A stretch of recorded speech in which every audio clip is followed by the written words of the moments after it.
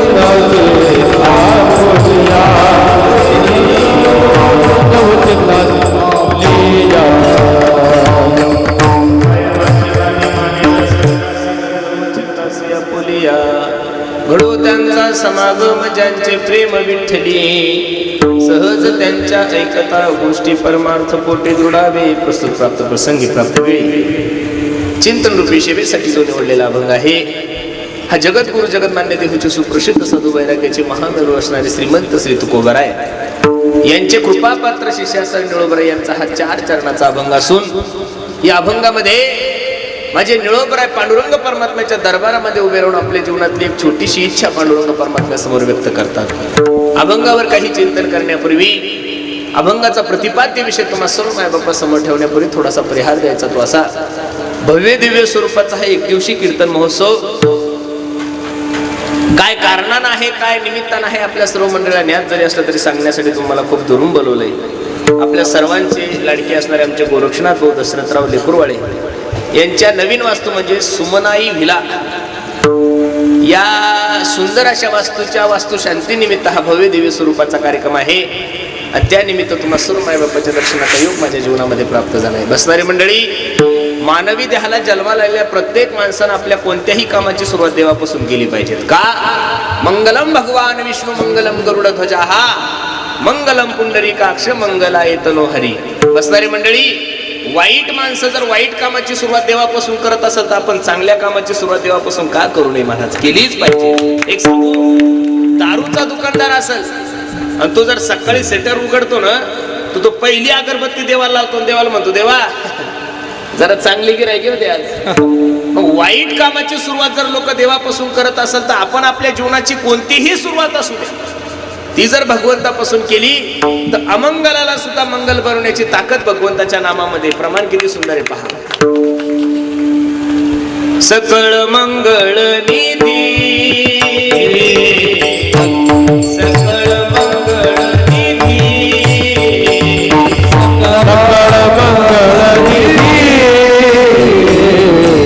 सकळ मंगळ निधी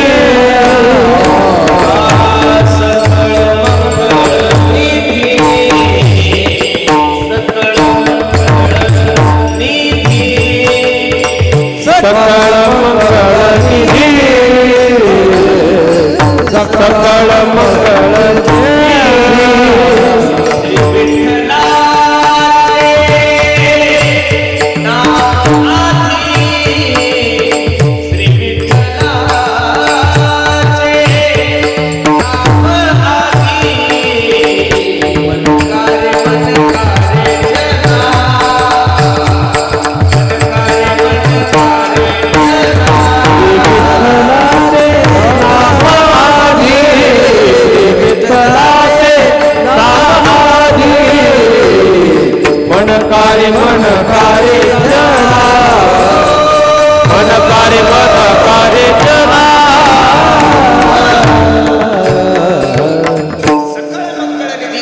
विठ्ठलाचे नामाधी मनकारे जना श्री विठ्ठलाचे नाम वाचे. म्हणून अगदी सुंदर त्यांनी वास्तू निर्माण केलेली आहे आणि त्या वास्तुशांतीनिमित्त गृहपूजनानिमित्त हा भव्य दिव्य स्वरूपाचा कार्यक्रम आहे आणि त्यानिमित्त तुम्हाला सर्व मायबापाच्या दर्शनाचा योग माझ्या जीवनामध्ये प्राप्त झालाय. घड्याळीकडे जर पाहिलं तर आपली जेवायची ती वेळ झालेली म्हणजे जेवायच्या वेळेला सुरुवात झाली, आता शेवट कधी करायचा हा मोठा प्रश्न आहे. बरोबर आहे का नाही? अगदी सुंदर नियोजन तुम्ही सर्व या लेकुरवाळे कुटुंबियांनी केलंय. आमच्या लक्ष्मण भैयाने, आमच्या बाळासाहेबांनी आणि आमच्या संजय दादांनी हे या तिघ रत्नांनी अगदी सुंदर ही वास्तू निर्माण केलेली आहे आणि त्यानिमित्त तुम्हाला सर्व मायबापाच्या दर्शनाचा योग माझ्या जीवनामध्ये प्राप्त झालाय. अभंग निळोबरायचा आहे, 4 चरणाचा आहे. अभंगामध्ये माझे निळोबराय सांगतात, बाबा ओ देवा, एक छोटीशी अपेक्षा माझ्या अंतकरणामध्ये आहे, एक छोटीशी इच्छा माझ्या अंतकरणामध्ये, साधूच्या अंतकरणामध्ये इच्छा प्रकट झाली, निळोबरायच्या अंतकरणामध्ये इच्छा प्रकट झाली. जगाचा मालक नाचायला लागला, उड्या मारायला लागला. ओ निळोबराया, सांगा ना काय हवंय तुम्हाला? काही नाही पांडुरंगा, जे लोक तुझ्यावर प्रेम करतात रे अशा लोकांचा समागम, अशा लोकांची संगती दे. जगाच्या मालकाला असं वाटलं, अंतकरणामध्ये इच्छा प्रकट झाली म्हणल्यावर निळोबराय काही एखादं जिल्हा परिषदेचं तिकीट मागतायत, काय एखादं सभापती पद मागतायत, एखादं घर मागतात. अरे साधूच्या ठिकाणी इच्छाच नसते गड्यांनो, आणि इच्छा ज्याच्या ठिकाणी त्याला साधू म्हणायचं कशाला? अरे इच्छेच्या पलीकड जो गेलेला आहे त्याला साधू म्हणतात महाराज. साधू संतांच्या मनात संसाराविषयी कधी इच्छा आलीच नाहीये महाराज. संसाराच्या नावे घालून या शून्य म्हणणारे तुकोबराय, त्यांच्या शिष्याच्या अंतकरणामध्ये संसाराविषयी इच्छा कशी प्रकट होईल? साधूच्या ठिकाणी ज्या वेळेस इच्छा प्रकट झाली त्या वेळेस फक्त भगवंताविषयी झाली. तुकोबरायची एक इच्छा सांगतो, किती सुंदर आहे पहा. अखंड जया तुझी प्रीती, अखंड जया तुझी हरी, अखंड दया तुझे प्रीती, अखंड दया तुझे प्रीती, दयाची संगती मद दे दयाची संगती.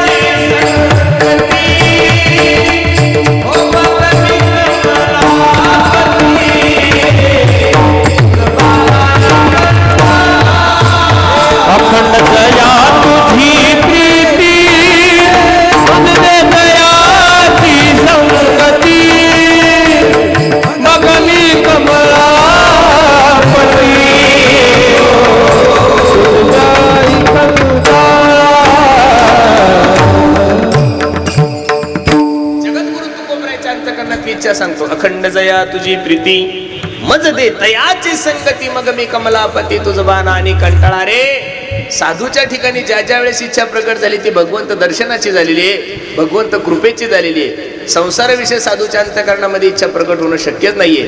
निळोबरायच्या अंतकरणामध्ये इच्छा प्रकट झाली. कोण आहे निळोबराया? माझ्या जगद्गुरु तुकोबरायचे कृपापात्र शिष्य. मायबाप तुकोबरायचे त्याही काळामध्ये हजारो शिष्य असतील, त्याही काळामध्ये माझ्या तुकोबरायचे लाखाने शिष्य असतील, पण कृपापात्र म्हणून निळोबरायला का म्हणलं जातं याचं कारण माझ्या जगद्गुरु तुकोबरायच्या परीक्षेमध्ये पास झालेले निळोबराय होते. लक्ष देऊन कीर्तन ऐका. माझ्या सद्गुरूने माझ्या मस्तकावर हात ठेवावा, माझ्या सद्गुरूने माझ्या मस्तकावर हात ठेवावा, याच्यासाठी 42 दिवसाचं अनुष्ठान करणारे महात्मा म्हणजे माझे निळोबराय आहे. जगद्गुरु तुकोबराय वैकुंठातून 3 लोकांसाठी खाली आलेले. पहिला आले आपल्या मुलीसाठी, भागीरथी करी धावा, हो बाबा गेले कोण्या गावा, बाबा गेले कोण्या गावा, हो भागीरथी करी धावा. आपल्या स्वतःच्या कन्येसाठी, आपल्या मुलीसाठी जगद्गुरु तुकोबराय वैकुंठातून खाली आले. एक दुसरं संताजी महाराज जगनाडे ज्यांनी गाथ्याचं लिखाण केलंय, त्या संताजी महाराज जगनाड्यांसाठी जगद्गुरु तुकोबराय खाली आले 2. आणि तिसरे तुकोबराय खाली आले माझ्या निळोबरायसाठी. 42 दिवसाचं अनुष्ठान चालू आहे. तुकाराम तुकाराम तुकाराम तुकाराम तुकाराम तुकाराम तुकाराम तुकाराम तुकोबराय तर आलेच नाही, पण पांडुरंग परमात्मा विटेवर उतरला निळोबरायच्या दारात. निळोबराया 42 दिवसाचं अनुष्ठान केलंय निळोबराय. जर काही बरं वाईट झालं तर लोक काय म्हणतील, डोळे उघडा ना. निळोबराने डोळे उघडले, जगाच्या मालकाकडे पाहिलं आणि सांगितलं, येथे तुझ लागी बोलाविले कोणी, प्राथिल्या वाचोनी आलसिका. अरे देव आहे ना, तुला काही शास्त्र वगैरे काही कळतं का नाही रे देवा? काही ठिकाणी आमंत्रण असलं तरी जायचं नाही. 3 गोष्टी लक्ष देऊन ऐका. काही ठिकाणी आमंत्रण असलं तरी जायचं नाही. 1. काही ठिकाणी आमंत्रण नसलं तरी गेल्याशिवाय राहायचं नाही. 2. आणि काही ठिकाणी मात्र आमंत्रण असल्याशिवाय जायचं नाही. 3. आमंत्रण असलं तरी जाऊ नका. 1. आमंत्रण असल्याशिवाय जाऊ नका. 2. आणि आमंत्रण नसलं तरी गेल्याशिवाय राहू नका. 3. कुठं कीर्तन चालू असेल, भागवत चालू असेल, रामायण चालू असेल, इथं नावाची अपेक्षा करू. हल्ली लोक कीर्तनात जेवढं नावाची अपेक्षा करतात तेवढं स्वतःच्या पोरीच्या लग्न सुद्धा करत नाही महाराज. लोकांची अशी धारणा झालेली आहे की कीर्तनकाराने कीर्तन करत असते तीच भूमिका झालेली आहे महाराज. लोकांना असं वाटतं कीर्तनकाराने फक्त आमच्या नावाचा उदो उदो करावं. कीर्तनातून उदो उदो फक्त ज्ञानोबराय तुकोबरायचाच करा. बावळ्या लोकांचा उदो उदो 10,000साठी करू, त्याच्यापेक्षा ऊसतोडी जाणं पुरतं नाही येड्याचं नाव घेण्यापेक्षा. ही वस्तुस्थिती. म्हणून स्तुती आणि निंदा करा वाटली तर देवाची करा, बाकी कोणाची करू? निंदात्व स्तुती करावी देवाची, मानवाची बनू नये, मानवाची गाऊ नये. निंदात्व स्तुती करावी देवाची, मानवाची गाऊ नये.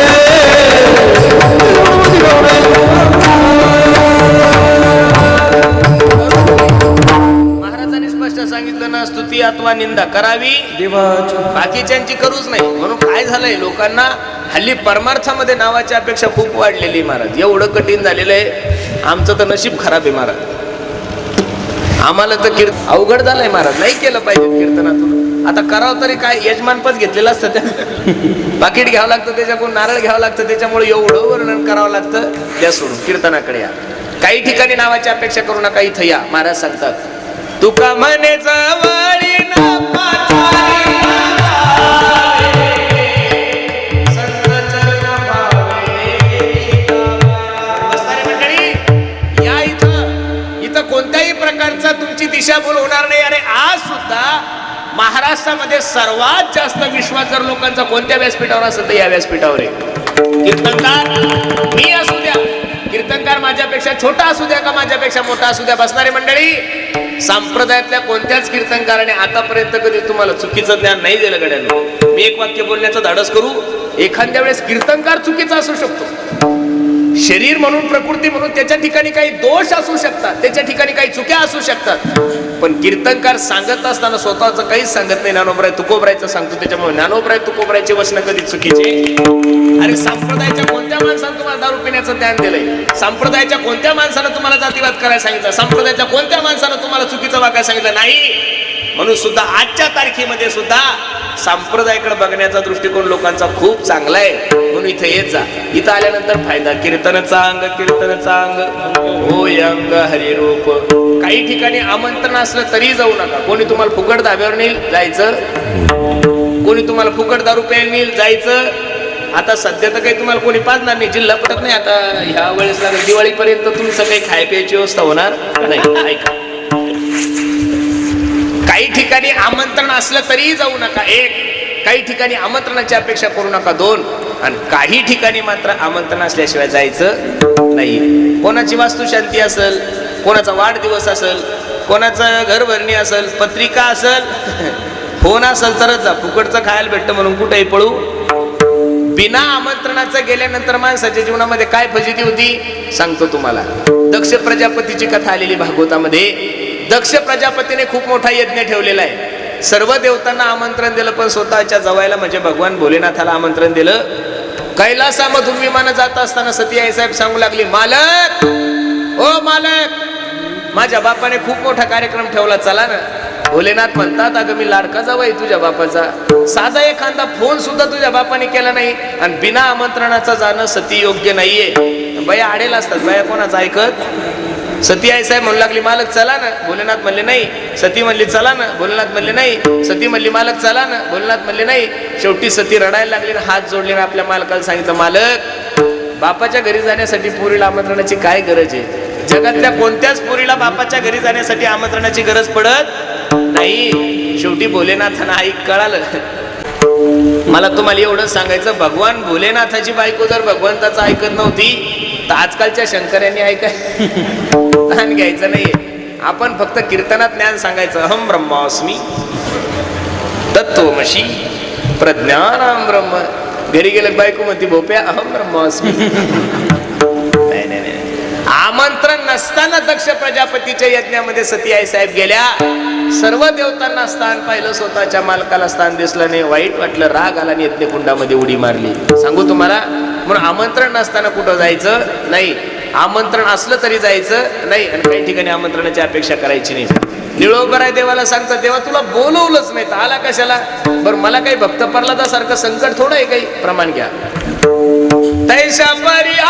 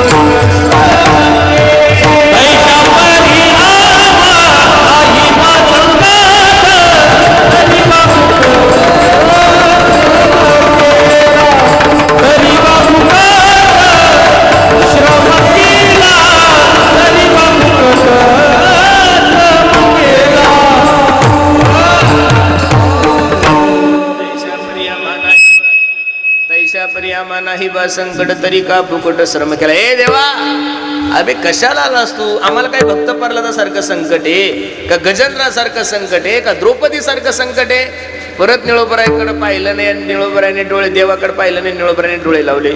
तुकाराम तुकाराम तुकाराम तुकाराम तुकाराम तुकाराम तुकाराम तुकाराम. बसणारे मायबाप परत निळोबरायाच्या समोर देवानं तोंड बारीक केलं. ओ निळोबराया, 42 दिवस झाले हो अन्न पाण्याचा त्याग केलाय. जर काही बरं वाईट झालं तर लोक काय म्हणतील? पहिल्यांदा सांगितलं तुला बोलवलं कोणी, आणि दुसऱ्यांदा निळोबराया सांगतात निळा म्हणे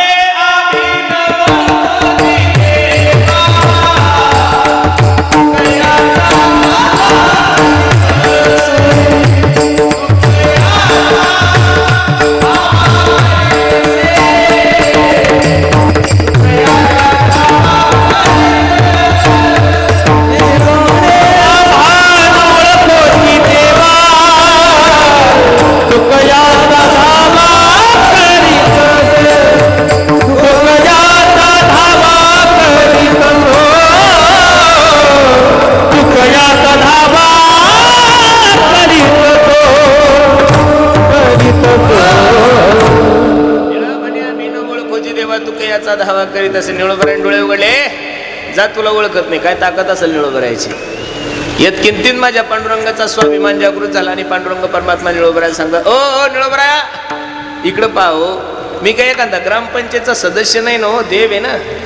गतीर भरता प्रभू साक्षी निवास शरणम स्रोत प्रभू परिलस्थानम निधानम बीज म्या बोलविल्या विधू बोले, म्या चालविल्या सूर्य चाले, म्या हलविल्या प्राणू हले जो जगाते चळिता शेष महेश गणेश दिनेश सुरेश हुजाही निरंतर ध्यायी तुझी या सत्तेने वेदासी बोलणे सूर्यासी चालणे ऐसा तू समर्थ ब्रह्मांडाचा धनी चाले हे शरीर कोणाचे असत्य कोण बोलविते देखवी ऐकवी एक नारायण तयाचे भजन चुकू नको. बसणारे मंडळी निळोबरायला देव सांगतात हो निळोबराय ही सर्व सत्ता माझी. मला तुम्हाला एवढंच सांगायचं जगातील सगळ्यात मोठी व्यक्ती देव आहे. जगातील सगळ्यात मोठी व्यक्ती कोण आहे आणि देवाला दारात उभं करण्याची ताकद माझ्या निळोबरायमध्ये आहे. आणि ते निळोबराय पांडुरंग परमात्म्याच्या दरबारात जातात. ओ देवा ऐका ना एक छोटीशी इच्छा माझ्या अंतःकरणामध्ये. काय निळोबराय काही नाही देवा जे लोक तुमच्यावर प्रेम करतात अशा लोकांचा समागम अशा लोकांची संगती माझ्या जीवनामध्ये दे. अभंगाचं पहिलं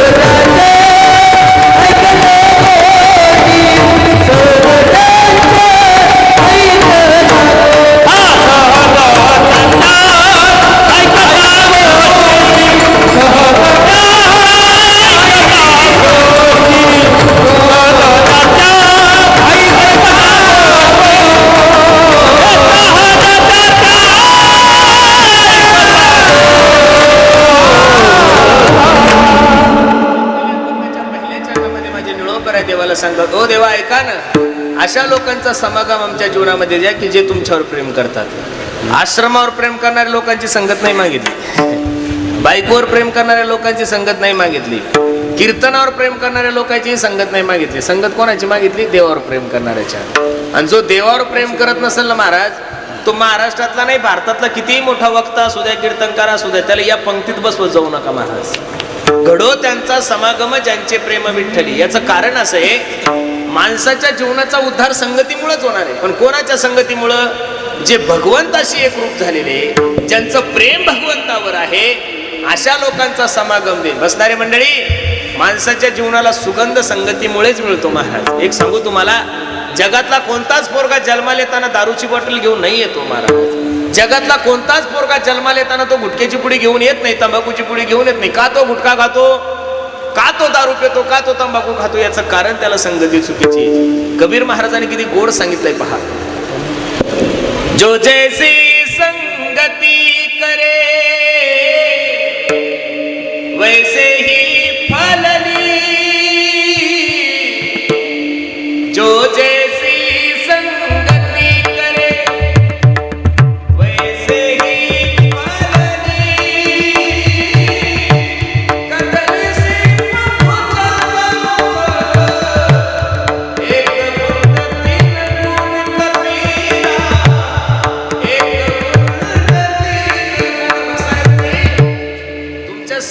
कशावर डिपेंड आहे तुम्ही? मी तर नेहमी कीर्तनात तुझं सांगतो, चांगल्याची नाही जमली तरी चालेल, पण वाईटाची नका करू. चांगल्या माणसाची संगती नाही केली तरी चालेल, पण वाईट माणसाची संगत जीवनामध्ये नको. संगत बडो की करो तो बडत बडत जाय, संगत छोटे की करो तो घटत घटत. म्हणून संगत होईल तोपर्यंत संताची करा, संगत होईल तोपर्यंत हरिभक्ताची करा, संगत होईल तोपर्यंत साधूची करा. का? त्या संगतीशिवाय जीवनामध्ये तुमच्या सोनं होणार नाही. अरे एक सांगू का गड्यानं तुम्हाला, वाल्ह्या कोळ्याचं जीवन थोडं पाप केलं का वाल्याने महाराज? दगड, माणूस मेला की दगड उचलायचा आणि राजनात टाकायचे. थोडे माणसं नाही मारले, 7 राजनं भरलेले असं सांगतात कथाकार. बरोबर आहे का नाही? आपल्याकडून तेवढं पाप होणार आहे का? 10-10, 12-12 वर्ष झाली आपल्या लग्नाला, अजून बायकोच्या थोबडीत मारणं होईल तुम्हाला आणि मला. माणसं काय मारणार एवढा मोठा वाल्या कोळी नारदजीने फक्त 2च मिनिटाचा सत्संग केला. वाल्या, ज्यांच्यासाठी एवढं अनिष्ट मार्गाचं वर्तन करतो, ज्यांच्यासाठी एवढं पाप कर्म करतो, शेवटी तुझ्या कोणीच कामी येणार नाही. कोळीयाची कीर्ती वाढली केले रामायण रामाने, बोलिला वाल्मिक तैसेची करीन. विश्वाचा मालक आहे माझा प्रभू रामचंद्र भगवान परमात्मा. कर्तुम अकर्तुम अन्यथा कर्तुम ज्याची शक्ती आहे, त्यानं काय खावं, कुठं राहावं, कसं झोपावं, लग्न किती करावे, कोणाला मारावं, हे एका डाकूने लिहून ठेवलं. आणि बोलिला वाल्मिक तैसे जी करीन आणि वर्तोनी दावीन नामा म्हणे.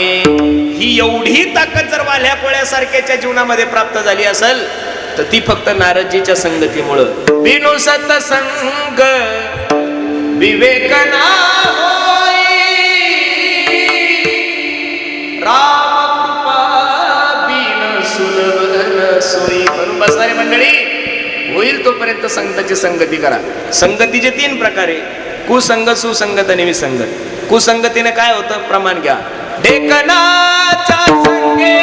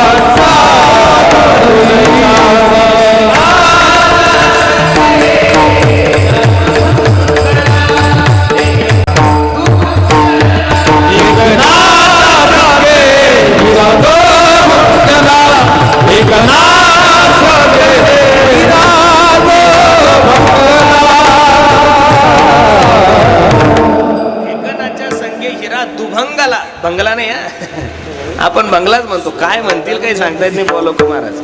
ढेकणाच्या संगे हिरा दुभंगला, कुसंगे नाडला साधू जायचा. हिऱ्याचं वर्णन करत असताना सांगतायत महाराज, हिरा ठेविता ऐराणी, वाचे मारिता जो घनी, तोची मोल पावे खरा आणि करणीचा होय. हिरा जर तुम्ही ऐरणीवर ठेवला, आपण ते कुऱ्हाडी वगैरे बनवताना ते काय म्हणतात, कोणाकडे असतं ते? लवाराकडे. कोणाकडे असतं? घिसाड्याकडे किंवा लवाराकडे. तो हिरा जर त्या ऐरणीवर ठेवला आणि वरून जर त्याच्यावर घन मारला तर घन फुटल, पण हिऱ्याला काही होणार. पण असा अनमोल किमतीचा हिरा जर एखाद्या ढेकणाच्या संगतीत गेला ना, तो दुभंगून जातो महाराज. काही लोक म्हणतील याचा अनुभव माझ्याकडे ढेकणं भरपूर आहे, तुम्ही हिरे घेऊन या. ढेकण नुसतं हिरा दुभंग तो यात नवल नाहीये. काही हिरा दुभंगाला हे प्रमाण मला काहीच वाटलं नाही. हिरा दुभंगाला हे प्रमाण सोडून द्या, पण कुसंगे नाडला साधू जायचं. कुसंगतीमुळे साधू माणसाचा नाश होतो यात नवल नाहीये. कुसंगतीमुळे महाराज कोणाचा नाश झालाय? साधूचाही नाश झाला. म्हणून कुसंगती तुमच्याही कामाची नाही, कुसंगती माझ्याही कामाची नाही. दुसरी संगती विसंगत. विसंगती परमार्थातही नको, विसंगती संसारात सुद्धा. कितीही मोठा सप्ताह ठेवा, हे मंडप मोठा आहे, गायक वादक तयारीचे, कीर्तनकार चांगला आहे, पखवाजा सुंदर आहे आणि माईक सिस्टीम खराब असेल तर जमल का हो? माईक सिस्टीमही खूप चांगली आहे, मंडपही एक नंबरचा आहे, कीर्तनकारही सुंदर आहे, समाजही भरपूर आहे आणि पखवाजाला फक्त 2च बोल जपतात, दुखतंय खुब्या, जमल का महाराज? पखवाजाही चांगला लागेल, माईकही चांगले लागेल, कीर्तनकारही चांगला लागेल, मंडप मोठा आहे, कीर्तनकार चांगले, गायक चांगले, वादक चांगले, सगळं काही आहे आणि पुढं लोकच नसल बसायला, सांगल कोणाला? या डिळ्याला कीर्तन सांगेल का माणूस? मग कीर्तनकारही चांगला आहे, समाजही भरपूर आहे, गायकही चांगले, वादकही चांगले, माईक सिस्टीमही सुंदर आहे आणि कीर्तन संपल्यावर नुसता बुक्का असेल, जमल का महाराज? नाही नाही, ते सर्वात महत्वाचं आहे. बाकी सर्व जग मिथ्ये, ते सत्य आहे महाराज, बरोबर आहे का नाही? म्हणून सगळ्या गोष्टी व्यवस्थित असल्या तर जमल. काय सुंदर उदाहरण आहे. मराठवाड्यात अंबड तालुक्यात दुष्काळ पडला, एवढा दुष्काळ पडला की प्यायला पाणी नव्हतं. काय करावं, कसं करावं? म्हणून एक मराठवाड्यातला मुलगा कर्नाटकला गेला. हुशार होता, माळकरी मुलगा होता, सांप्रदायिक होता, गळ्यामध्ये पवित्र तुळशीची माळ होती आणि तिथं जाऊन त्यानं मोटरसायकल रिपेअरिंगचं दुकान टाकलं. धंदा एवढा चांगला चालायचा की दररोज 20,000 रुपये गल्ला यायचा. तो ज्या माणसाकडे राहत होता त्या माणसाला 3 पोरी होत्या. एक दिवस या पोराला बरोबर, ए दादा, ए सोन्या, चहा घ्यायला ये. आणि तो मुलगा चहा गेल्यानंतर तो कर्नाटकचा माणूस सांगू लागला, हे बघ, सोन्यासारख्या अप्सरेसारख्या 3 मुली आहे, तुला यातली जी मुलगी आवडेल तिच्यासोबत लग्न कर, कारण की तू माळकरी आहे, निर्व्यसनी आहे, पैसाही चांगला कमवतो. यानं हात जोडले. हो ऐका ना, अहो मी मराठवाड्यातला आहे, हो जालना जिल्ह्यातला आहे, अंबड तालुक्यातला आहे, पाणेगाव आहे माझं गाव, आम्ही मराठी बोलतो आणि तुमची पोरगी कर्नाटकी बोलती, कसं होणार? तो मालक रडायला लागला आणि सांगू लागला, वेड्या, 2-4 वर्ष ती अंबडला राहिली, पाणेगावला राहिली तर मराठी शिकून जाईल. आता हो नाही करता लग्न लागलं, कारण कीर्तनात लग्न लागायला आणि मोडायला उशीर लागत नाही, कारण लावणाराही मीच आहे आणि मोडणारा सुद्धा कोण आहे? लग्न झालं, याने विचार केला किती दिवस कर्नाटकला राहायचं, चला आपला अंबडला जाऊ, एखादा गुंठा घेऊ, मस्त आई वडिलांची सेवा करून एखादं दुकान टाकू. 25-30 लाख रुपये अकाउंटला होते. रेल्वे स्टेशनवर गेला आणि 2 तिकीट रिझर्वेशन केली. ज्या दिवशी गाडी त्या दिवशी सामान घेतलं, गाडीत बसले. भारतात तुम्ही कोणत्याही राज्यामध्ये जा, UP मध्ये जा, मध्य प्रदेशमध्ये जा, हरियाणामध्ये जा, पंजाबमध्ये जा, राजस्थानमध्ये जा, कुठेही जा, प्रत्येक ठिकाणी हिंदी लँग्वेज चालती. पण आंध्र, तामिळ, कर्नाटक हे राज्य असे, एक तर तिथं इंग्लिश चालती किंवा त्यांची लँग्वेज चालती, हिंदी चालत. बरं, आता हे कमी शिकलेलं होतं, याला हिंदी जमत नव्हती, इंग्लिश वाचता येत नाही, कर्नाटकीचा काही संबंधच नाही. बरं, त्या कर्नाटककडे गेले तुम्ही तिरुपतीला, अक्षर असे जिलेबी सारखे कुडकुड कुडकुड कुडकुड कुडकुड, काही कळत नाही माणसाला. काळे डक लोक, अक्षर जिलेबी सारखे. हे गाडीत बसलं, 50-100 किलोमीटर गाडी गेली, गाडी थांबली एका स्टेशनवर. आता तिला कर्नाटकी येत होती, याला मराठी येत होती. हिची भाषा तिलाही कळत नव्हती, तिची भाषा यालाही कळत नव्हती. हा मराठीत तिला म्हणला, का ग हे कोणतं स्टेशन आहे ग? आता तिलाही काही कळत नसल्यामुळे ती तिच्या भाषेत म्हणली, यनंत्री. काय म्हणताय तुम्ही? याला वाटलं हे यनंत्री स्टेशन आहे का? परत गाडी सुरू झाली, परत 100-50 किलोमीटर गाडी थांबल्यानंतर हा परत तिला म्हणलं, का ग कोणतं स्टेशन आहे? ती म्हणली यनंत्री. याला वाटलं आपल्या तिकडं नाही का छोटं पाणेगाव मोठं पाणेगाव, तशी छोटी यनंत्री मोठी यनंत्री असू शकते. परत गाडी सुरू झाली, 10-5 किलोमीटर गाडी गेली, परत हा तिला म्हणतो, का ग कोणतं स्टेशन आहे? ती परत म्हणली यनंत्री. यानं ऐकलं खूप बुद्रुक आहे, पण 3रं पाणेगाव काय मी पाहिलं, हे पहिलंच मराठवाडी कांदे खाऊ. जशी बाई पाठी मागं गेली तशा 2 थोपडी ठेवून दिल्या तिच्या. रडायला लागली ती. रडता रडता ती म्हणली, सुनकुंड्री, का मारताय तुम्ही मला? मग हा तिला सांगतो, तुला अगोदर सांगता येत नव्हतं हे सुनकुंड्री स्टेशन आहे म्हणून? त्याच रेल्वेमध्ये तुकोबराय प्रवास करत होते. तुकोबराय सांगतात,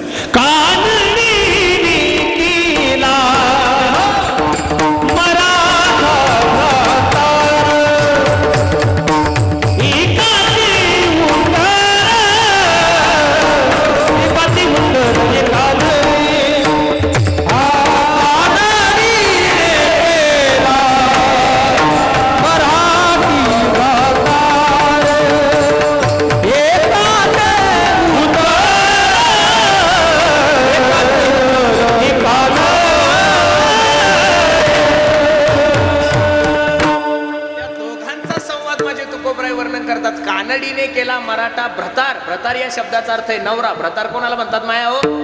नवरा. कानड्या स्त्रीने मराठा नवरा केल्यानंतर एकाचे उत्तर एका नाही, मग विसंगती कामाची नाही, कुसंगती कामाची नाही. तुमच्या आणि माझ्यासाठी संगती आहे, सुसंगती. तिचा फायदा काय आहे मला सांगतात. हा ध्रुव जी की बन गई, प्रल्हाद जी की बन गई, हरि सुमिरन बेला करे,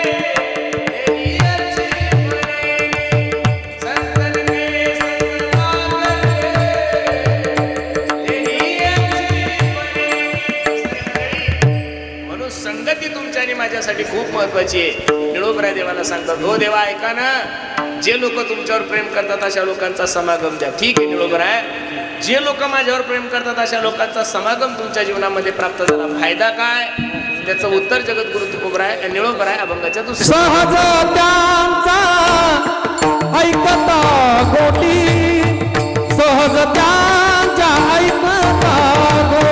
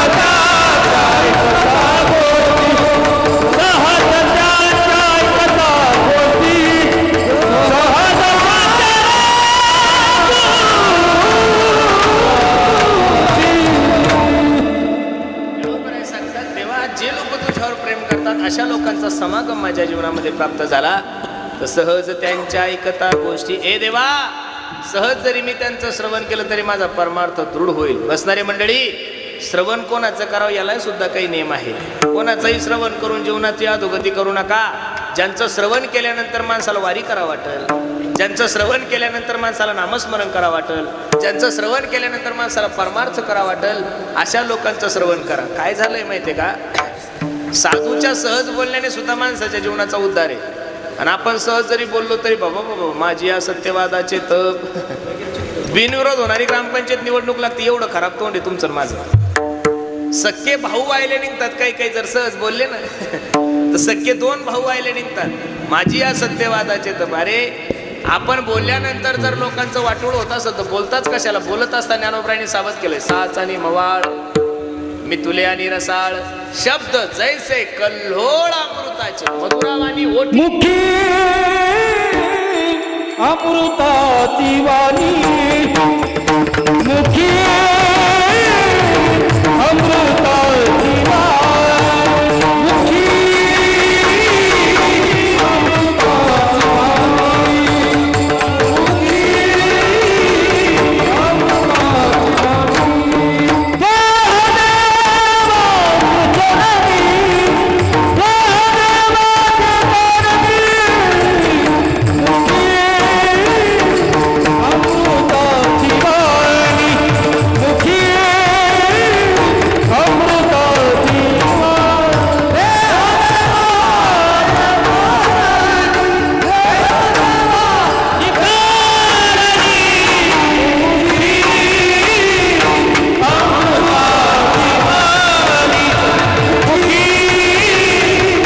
अमृताची वाणी, मुखी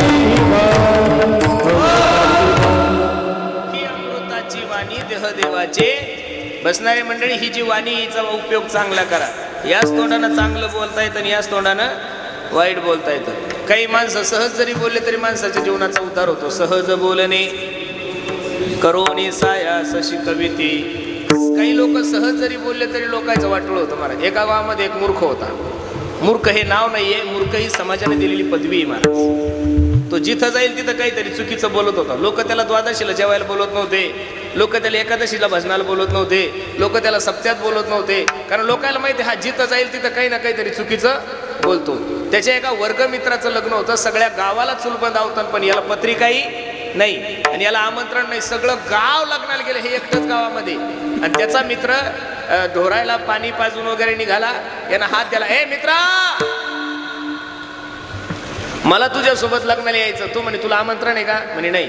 पत्रिका आहे का? नाही. तुला बोलवलं का? नाही. मग माझ्यासोबत कशाला येतो? तू जर माझ्यासोबत आला आणि तू जर काही बोललं तर लोक तुलाही मारतील आणि तुझ्या बरोबर. अरे ठीक आहे गड्या, मला माहिती आहे म्हणे मी मूर्ख आहे, मला बोलायची अक्कल नाही. अरे पण तो माझा मित्र आहे रे, आम्ही 10 वर्ष एका बेंचवर सोबत होतो, एक डबा दोघांनी काढला. मग 2 ठिकाणी माणसाने दुश्मनी काढू नये, अंत्ययात्रेच्या वेळेस गेलं पाहिजे. आणि कोणाच्या चांगल्या कार्यक्रमामध्ये माणसाची किती जरी दुश्मनी असली तरी गेलं पाहिजेत ना महाराज. मग मला बोलवलं नाही. हे बघ म्हणे माझ्या डोळ्याने मला माझ्या मित्राचं लग्न व्हायचं. तो म्हणे मी तुला नेणार नाही. हा म्हणे मी खरंच काही करत नाही, मला येऊ दे तुझ्यासोबत. हो नाही करता बसला, लग्नाच्या ठिकाणी गेला. बरोबर 1:30 वाजता पोहोचला. वराडाही पोहोचलो होतं. गेल्याबरोबर वाघिणसा असतो ना, वाघिणसाच म्हणतात ना त्याला. वाघिणसा झाला, सगळं झालं. नवरबापाने सूचना दिली, आलेल्या सर्व पाहुण्या मंडळीने कृपया लवकरात लवकर जेवण घ्यायचं. बरोबर 5 वाजता लग्न लागणार आहे. आणि जेवण झाल्यानंतर त्या हॉलमध्ये एसीची व्यवस्था आहे, सगळी आहे, तिथं जाऊन आराम करा. हे जेवण बिवण केले आणि सट खाल्लं, याला काय फुकटच होतं. आणि दात कोरत वरबापाकडे निघालं. वरबापाने याला पाहिल्यानंतर वरबापाला कूलरमध्ये घामाला महाराज. वरबाप म्हणलं ही जड याला बोलवलं नाही, आलं कशाला? वरबापाने विचारलं, अय कस काय आला? मित्र आहे म्हणे माझा, लग्नाला आलो. बरं जेवण झालं तुझं? हो. तिकडं रूम आहे, एसीची रूम आहे, कूलर आहे, सर्वांनी मस्त 5 वाजे लोक आराम करा. बरं. हा म्हणे का नवरदेव कुठे आहे? तुला आराम करायला सांगितलं म्हणे, बाकीचं बोलू नको. नवरदेव कुठे आहे? म्हणे नवरदेव मारुतीच्या मंदिरावर. बरं. नवरी कुठे आहे? म्हणे नवरी तिच्या घरी आहे. म्हणे आता किती वाजले? म्हणे आता 2 वाजले. लग्न किती वाजता आहे? 5 वाजता. झालं ना, जा म्हणे आराम कर. हो. नवरदेव कुठे आहे? म्हणे यांनी सांगितलं मारुतीच्या मंदिरात. नवरी कुठे आहे? नवरी तिच्या घरी आहे. बरं. लग्न किती वाजता आहे? 5 वाजता आहे. म्हणे आता किती वाजले? 2 वाजले. परत एकदा विचारलं. वरबापानं सांगितलं आता जर जास्त बोलशील तर मार खाशील. अहो सांगा ना म्हणे नवरदेव कुठे आहे? नवरदेव मारुतीच्या मंदिरावर आहे. नवरी कुठे आहे? नवरी तिच्या घरी आहे. आता किती वाजले? 2 वाजले. लग्न किती वाजता आहे? 5 वाजता आहे. म्हणे का हो, या 2 तासात जर मंडपाला आग लागली तर काही गरज होती का महाराज? काय बोलतील आणि काय नाही सांगता येत नाही. म्हणून माणसाने बोलत असताना चांगलं बोललं पाहिजे. ज्याचं बोलणं ऐकल्यानंतर माणसाला समाधान होईल अशाच लोकांचं ऐकायचं. म्हणून सहज त्यांच्या ऐकता गोष्टी परमार्थ पोटी दृढावे. विठोबा रखुमाई. हार घालले हरी जय जय विठोबा रखुमाई.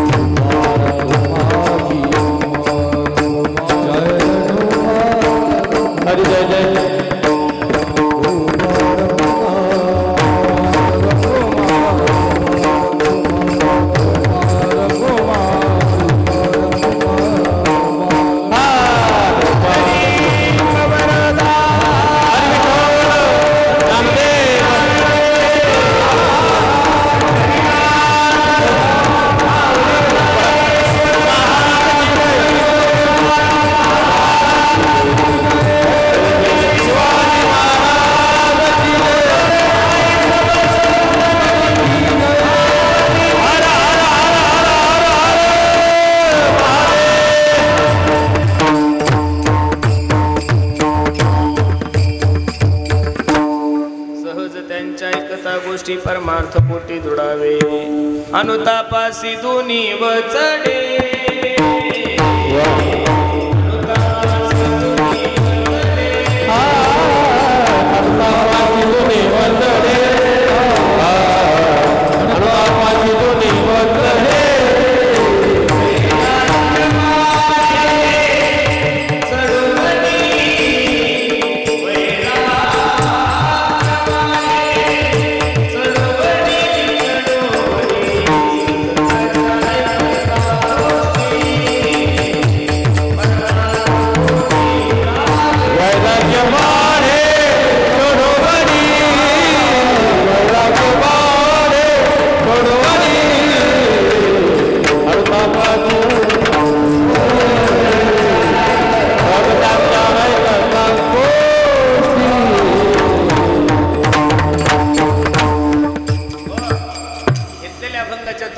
चरणामध्ये निळोबराय सांगतात, अनुतापाशी तू निवतडे, देवा माझं जीवन वाया गेलं.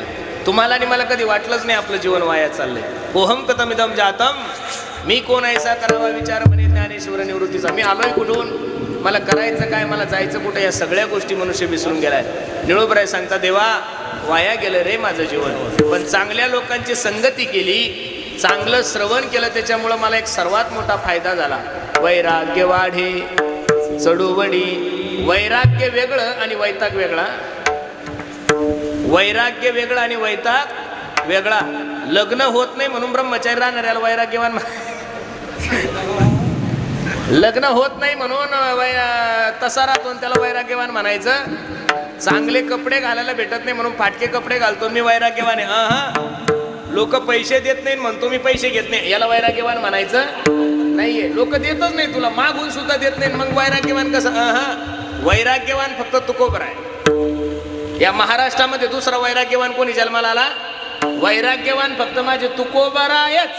जाई होतो माते न करी सायासे. तुमच्या आणि माझ्यासाठी गुरुदेव महाराज लोकांसाठी प्रमाण जन्माला आलेलंच नाहीये. हे फक्त तुकोबरायसाठी जन्माला आलं. कोणासाठी?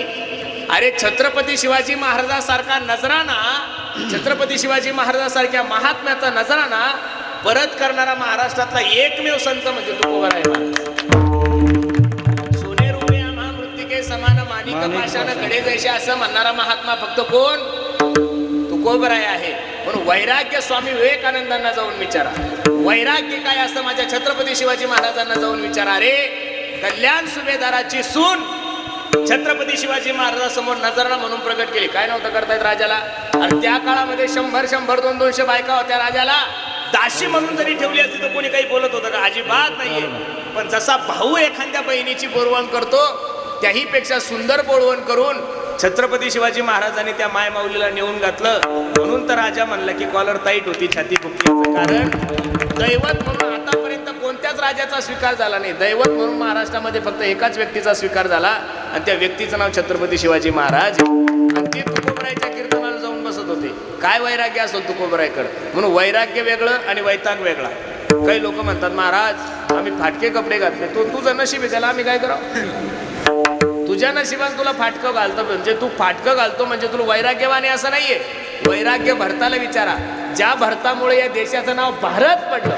18 भार वनस्पती फले फुले, ज्या घरी कुलश्रिया राजी राणी व संपत्ती, हे सुख सांडून कासया योग सेविती. सगळं काही असून त्याच्यावर त्याग करणे याला खरं वैराग्य म्हणतात.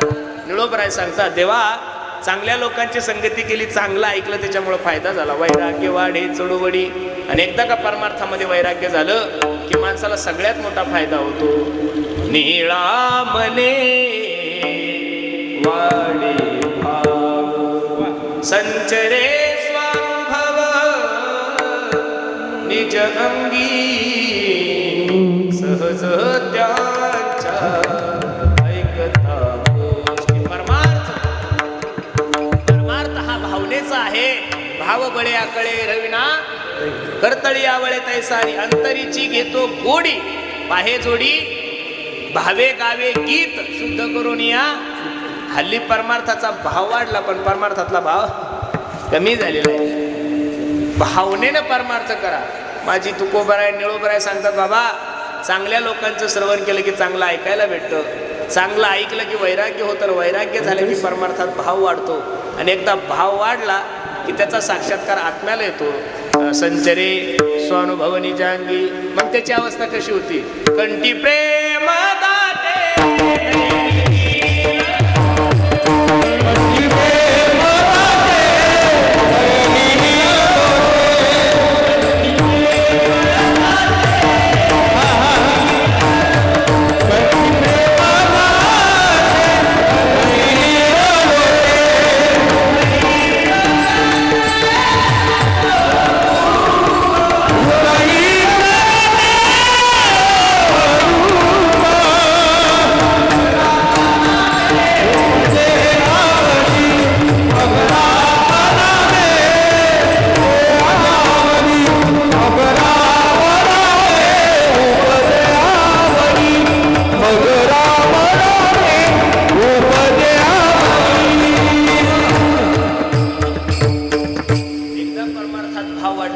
महाराज सांगतात, निळा म्हणे वाडे भाव संचरे स्वानुभव निजांगी, सहज त्यांच्या ऐकता गोष्टी परमार्थ पोटी दुरावे. अभंगाची सरळ भूमिका मी तुम्हा सर्व मंडळी समोर ठेवली. अगदी गोड नियोजन या लेकूरवाळे कुटुंबियांनी केलं. नजर लागाव एवढा गोड कार्यक्रम आहे. मायबाप आपल्या आईचं नाव देऊन त्या घराला अजून शोभा या मंडळीने वाढवली. महाराज एक सांगू का तुम्हाला, ज्यांच्यामुळे आपण आहोत, मरेपर्यंत त्यांचे उपकार कधी विसरायचे नाहीये. काही मूर्ख पोरं सांगतात की महाराज आम्ही तिघं जण भाऊ आहोत आणि आई वडील माझ्यात राहतात. अरे वेड्या, आई वडील तुझ्यात राहतात हे तुझ्या मुखातून कधीच निघलं नाही पाहिजेत. तू आई वडिलांमध्ये राहतो हे निघलं पाहिजेत. महाराज तू आई बापाला कोण सांभाळणार आहे? अरे तुला ज्यांनी जन्माला घातलं तू त्यांना काय सांभाळणार आहे? म्हणून मला आमच्या लक्ष्मण भैयांना, आमच्या बाळासाहेबांना आणि आमच्या संजय भाऊंना द्यावे तेवढे धन्यवाद. अगदी सुंदर वास्तू बांधली महाराज.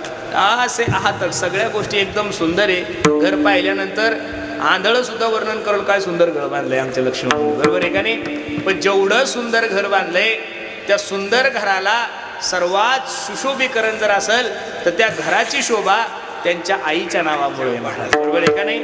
आमच्या सुमन आई विला तिकडं लोणावळ्याला वगैरे असतं महाराज, बरोबर आहे का नाही? सेम तसंच बांधलं.